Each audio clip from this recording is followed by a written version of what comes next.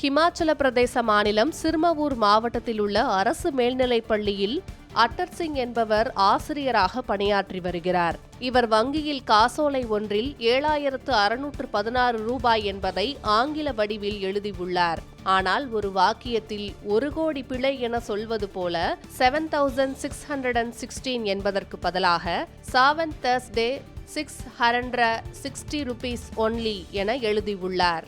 7க்கு பதிலாக சாவன் எனவும், 1000 என்பதற்கு பதிலாக தர்ஸ்டே எனவும், 100 என்பதற்கு பதிலாக ஹரண்ட்ர என்று எழுதப்பட்டிருந்தது.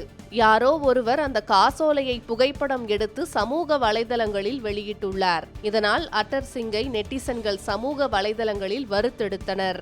இதை கண்ட பள்ளிக்கல்வி இயக்குனர் ஆஷிஷ் கோலி இது குறித்து சம்பந்தப்பட்ட அட்டர் சிங், பள்ளி முதல்வர் ஆகியோரிடம் விளக்கம் கேட்டார். பின்னர் நேரில் ஆஜராகுமாறு கேட்டுக்கொள்ளப்பட்ட நிலையில் நேரில் ஆஜரான அட்டர் சிங் கவனக்குறைவால் தெரியாமல் தவறு செய்து விட்டதாக ஒப்புக்கொண்டார்.